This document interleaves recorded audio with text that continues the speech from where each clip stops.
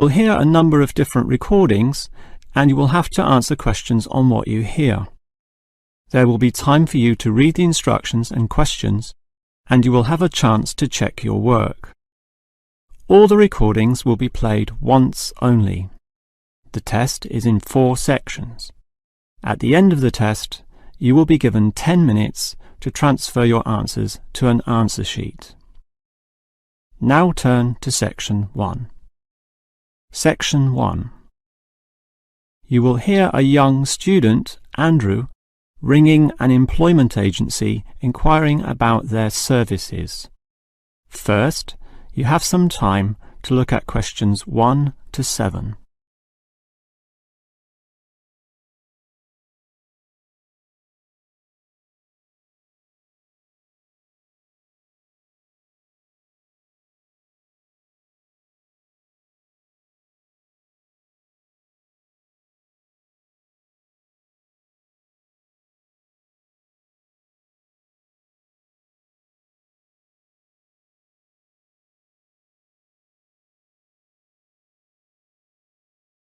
Now we shall begin. You should answer the questions as you listen, because you will not hear the recording a second time. Now listen carefully and answer questions 1 to 7. Hello, is this the AAA employment agency? Yes. Hi, I rang before. My name's Andrew Peterson. I rang you earlier and gave you my personal details. If you remember, I'm that student looking for work during the summer holidays. Oh, sure. Actually, I have your file right here. But we still need to add some further information. Yeah, that's what they told me, and that's why I'm ringing. What do you need to know? Well, we have to know your main level of education. It's a degree, I suppose. Yes, but I'm still doing it in engineering. It's quite interesting. Some of my friends are studying computing, though, so I'm interested in that also. Well, I'll just write in your main degree subject, engineering. We usually have a demand in computing, though. Have you worked with computers before? No, I just do some programming for fun at the university, but I almost got a job as a computer designer once. Actually, the only job I've ever had was as a car salesman, believe it or not.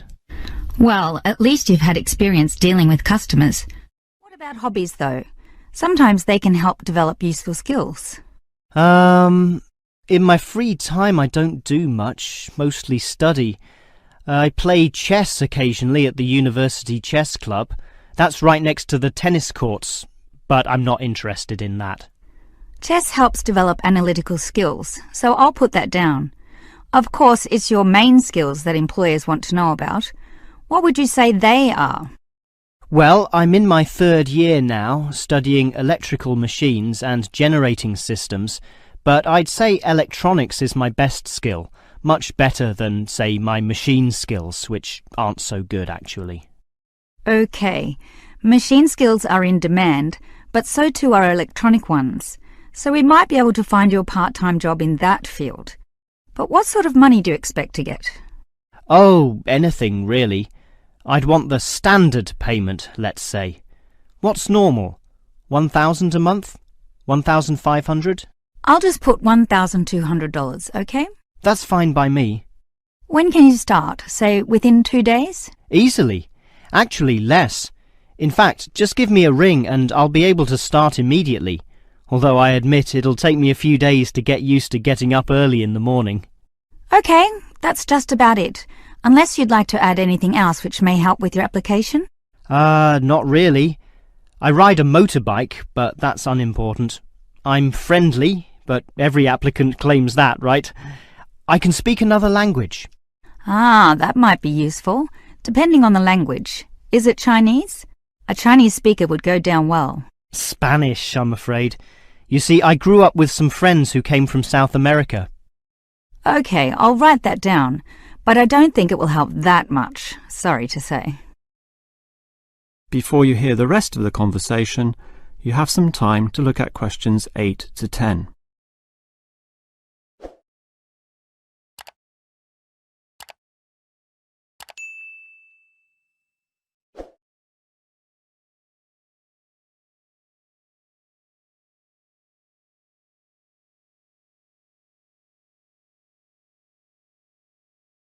Now listen and answer questions 8 to 10. Well, thanks for your help and hopefully I'll get a job soon. But can I just ask one more question? Sure. What basically are employers looking for when they interview someone? Oh, many things. Being hardworking, diligent and focused on your job is good. But surprisingly, it often means you can't see the bigger picture or provide suggestions which help the company move forward. That requires thinking for yourself, outside the box as they say, and being free of the standard ways of approaching tasks. Employers certainly value that. I guess experience must help though. It depends. If it involved a routine job, one which didn't exercise your mind, it might not mean that much at all. But since companies are basically composed of people, it is important to be able to get along with others. There's no point in hiring someone whom the other employees don't like, right? That just causes problems. In fact, I would say that being friendly and approachable ranks far more highly than your academic qualifications. Okay, and that's all assessed at the interview, right? Yes, and your qualifications, experience, and approach to the job, such as whether you can do different things, work overtime, or do long hours, is needed. But those latter qualities are pretty much standard. What may be more important is based on the fact that things inevitably go wrong. Mistakes are made and someone's got to fix them in a way that creates the least disturbance. People with demonstrated abilities to do this are certainly regarded highly. I see. That's very interesting. That is the end of section 1. You now have half a minute to check your answers.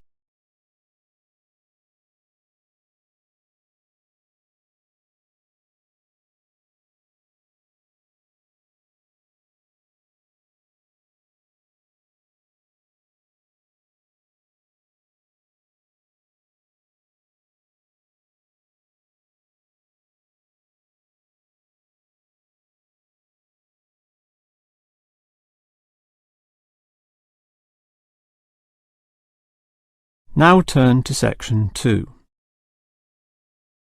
Section 2. You will hear the manager of a fitness centre giving information about the centre to some new customers. First, you have some time to look at questions 11 to 15.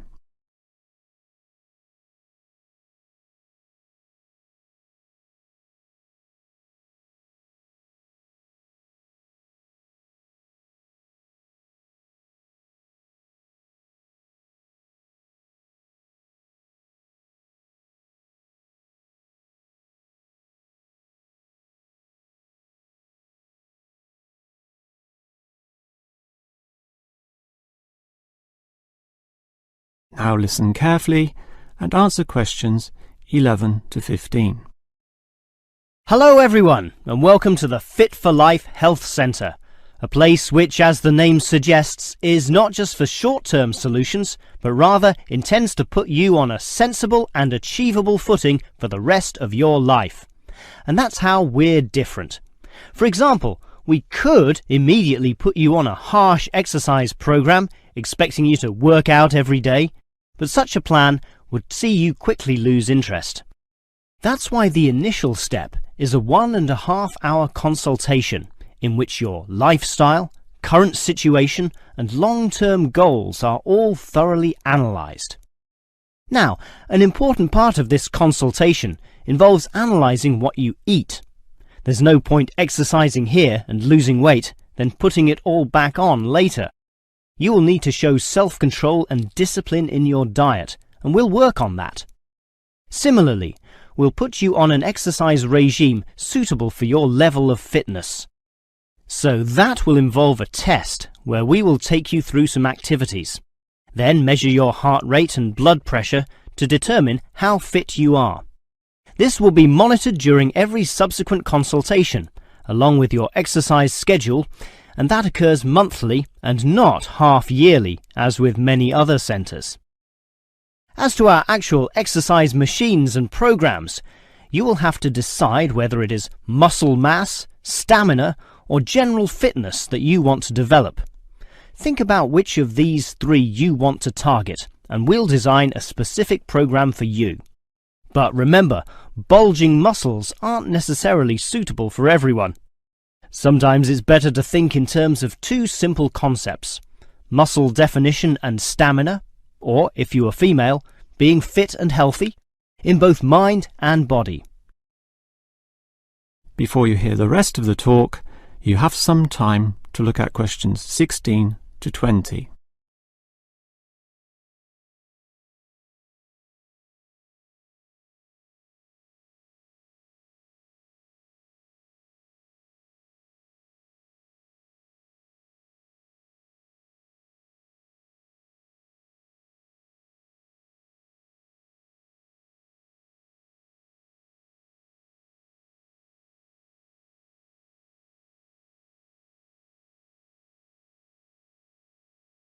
Now listen and answer questions 16 to 20. Now, if you're going to work out at this gym, you'll need to think about your reasons for exercising. So let's consider that in more detail. Muscle mass is certainly popular with the guys, probably seeking to impress the girls. And with muscles comes the confidence to do that, right? Well, for that, you'll need our high-stress weight units, where pumping iron is all the rage. Moving on to other benefits, one of the main ones is beating the tension of life, right? And the longer the exercise is, the greater the rewards in this respect. Thus, playing squash can certainly help, and so can swimming. But what's much better, as every jogger will tell you, is their activity. So we have ample jogging machines and they're always popular. They can provide good fitness too, as can the yoga classes. However, again, let's not forget playing squash, which I would say is the optimum way to improve your general well-being. Such an active, energetic game, plus the competitive element, drives you forward into high levels of health and fitness. These, of course, are the ultimate purposes of being here, but remember, the centre is full of like-minded people, all of whom are interesting to meet and valuable sources of information. The yoga classes have a pre- and post-meeting session, so you'll certainly meet others there, although they'll all be yoga enthusiasts, which limits the range somewhat. But whether doing yoga, swimming or exercising, everyone showers, right? So those facilities are where you'll hear all sorts of interesting conversations and really get to know people. Not like the front desk area, which is mostly empty as patrons go immediately inside to do their exercise. Of course, the front desk can answer all your questions and has information brochures and such like, but for knowing more about a greater variety of subjects and community concerns, look at the notice board in the yoga studio, where there's a huge array of papers, leaflets and articles, all for you to read and consider. That is the end of section 2. You now have half a minute to check your answers.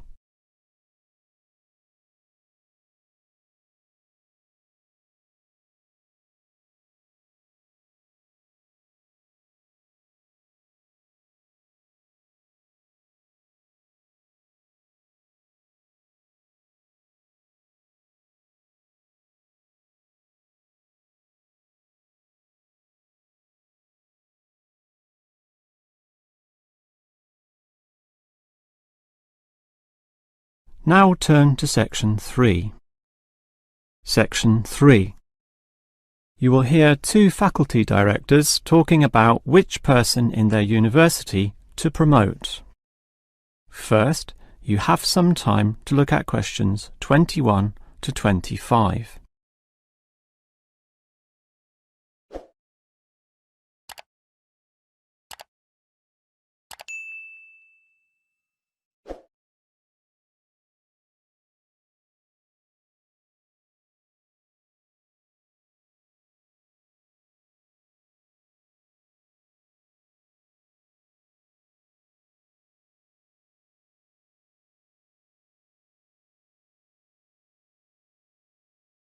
Now listen carefully and answer questions 21 to 25.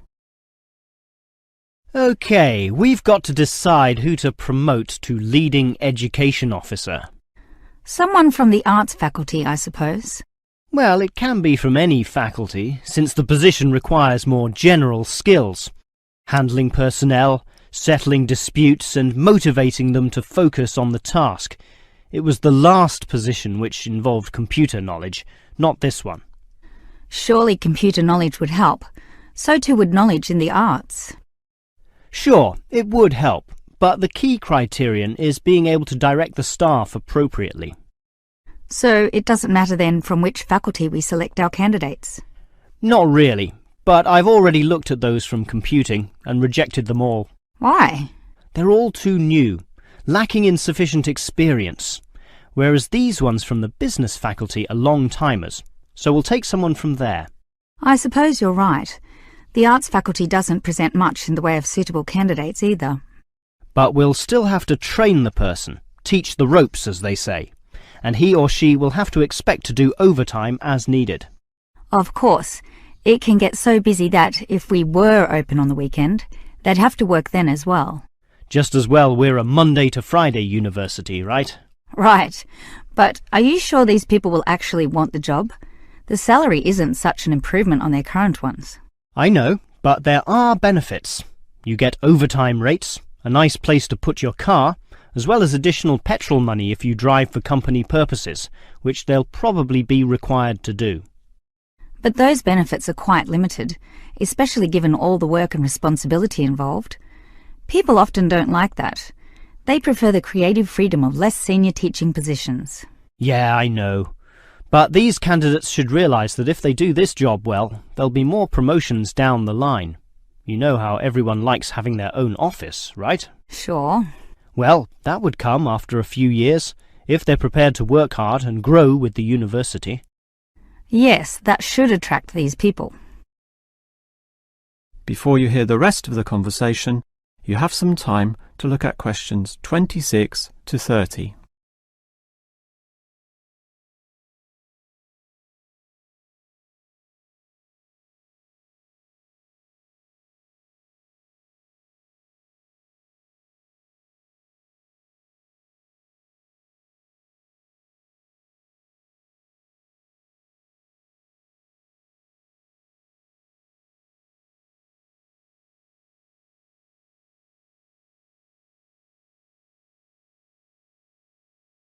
Now listen and answer questions 26 to 30. Well, that's enough talk about the job. What about the actual candidates? How many do we have? I've narrowed it down to 4. Just using their first names, that's Stephen, Abdul, Lek and Oscar. As you said, there's quite a bit of experience between them, about 34 years in all. What's the exact breakdown of figures? Abdul and Stephen both have 7 years. Lek has 1 more, and Oscar is the most experienced at 12. But who's the most qualified? Stephen and Abdul have an MBA. Oh, sorry, Abdul's got something called a MBP, some foreign thing which translates as Master of Business Practice. I'm not sure what that is, but does he do the job well? Very well, apparently. Better than Lek and Oscar, who hold a degree and some certificates respectively. But we have to think about any drawbacks. You know, possible issues with any of them. I asked the respective deans for feedback, and I found out that Stephen, the younger one, drinks a bit. So he has a problem with alcohol? No, he never drinks to excess, but at the bar he's often expressed his intention of moving on, of teaching abroad. Ah, he's not stable. Not stable at all, apparently. We'll never know for how long he'll hold the job. We need stable personnel, and people without family problems or sick relatives like the last guy we promoted. What about Abdul, then? Will he do? He might do, except his English language ability is limited. It's functional, but a bit broken, and meaning is sometimes lost. That's not the problem with the next candidate, Lek, who has good language ability, but this job involves handling people, and his dean says Lek's attitude is bad. In what way? His manners are okay, and he's interested in his job, but he believes there should always be adequate leisure in life. He definitely won't work overtime and complains a lot already about his job. But this last candidate, Oscar, is probably not the right one either. Why not? Not another problem with language. His first language isn't English, but he speaks it well enough. He's stable with a good attitude, but his age is the problem. Age is not a problem. That would be ageism, and I don't believe in that. But with his age comes health problems as well, and serious ones at that. Oh, that might be an issue then. That is the end of section 3. You now have half a minute to check your answers.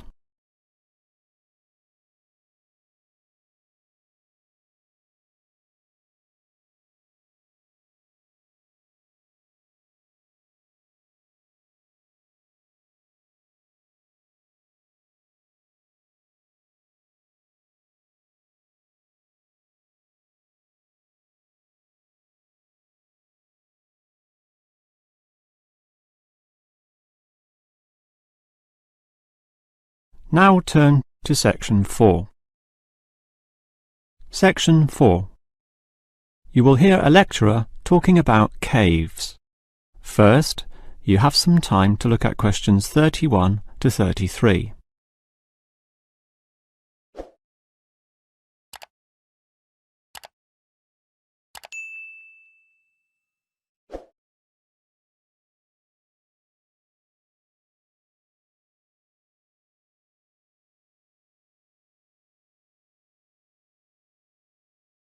Now listen carefully and answer questions 31 to 33.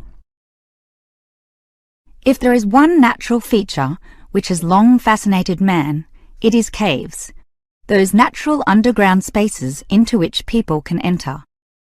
No known cave in the world can exist without it being extensively explored, whether it be in remote areas, such as the Clearwater Cave in Borneo, or immensely long and difficult, such as Mammoth Cave in America. Or perhaps the most challenging, those caves below the water table, full with water, in which case the exploration is known as cave diving. Whatever the case, if the caves are known, as complex and difficult as they usually are, they will be explored. The formal name for the study of caves is speleology, and involves many disciplines, such as chemistry, geology, biology, and cartography, or the science of making accurate maps, since the largest caves can be hundreds of kilometres long and highly complicated. If the exploration is just for fun, the activity is known as caving. But with the difficulties and dangers involved, the average caver is often involved with one of these speleological sciences. As for the number of caves in the world, research suggests that only a fraction have been found and documented, mostly in the areas in which caving has long been a popular activity, such as in America, France, or Australia. China, for example, has huge areas of limestone bedrock, prime material for cave formation, and logically must contain among the largest number of caves in the world. Yet only few are documented due to the lack of interest in caving there. Thus, as exploration continues, new caves will be discovered, and it is likely that the numbers could radically change in the future. Before you hear the rest of the lecture, you have some time to look at questions 34 to 40.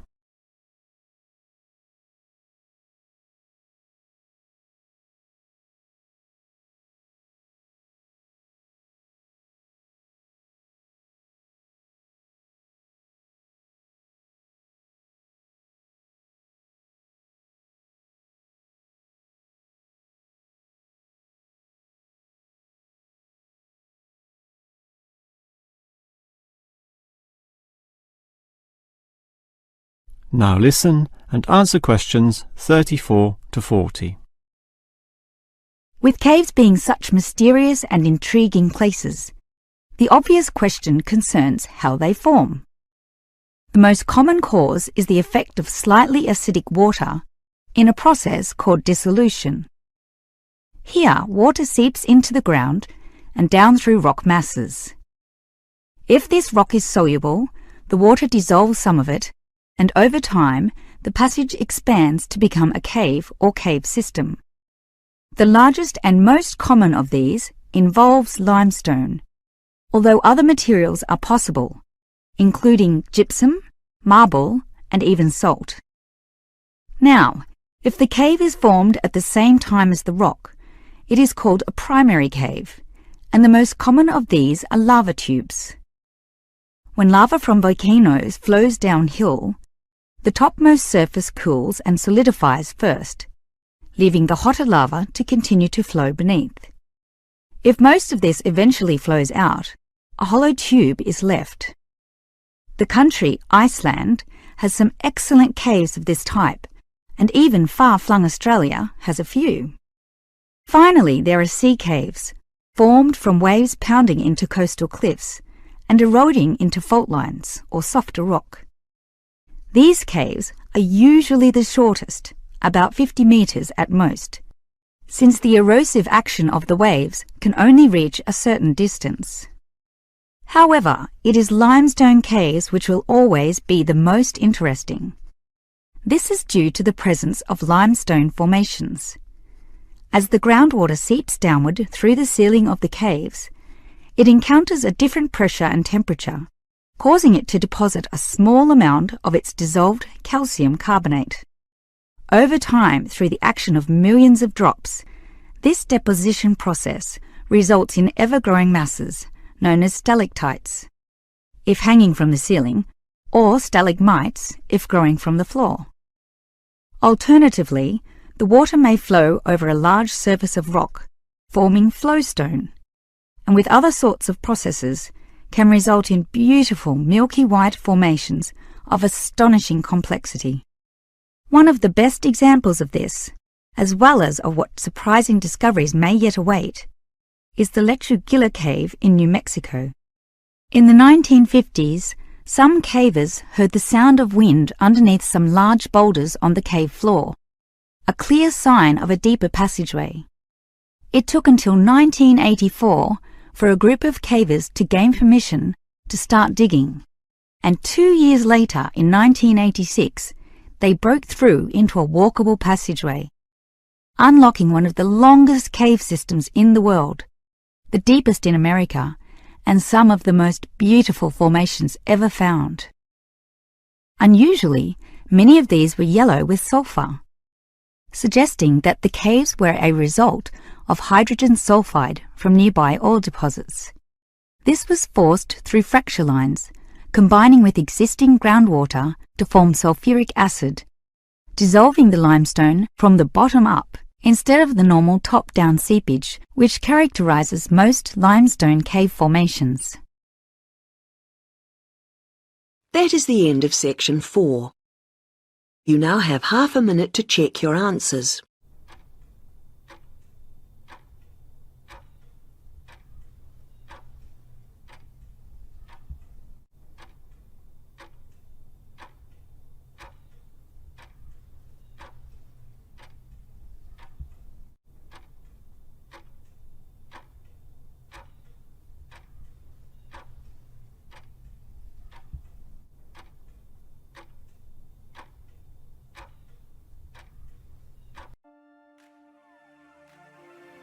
That is the end of the listening test. In the Ielts test, you would now have 10 minutes to transfer your answers to the answer sheet.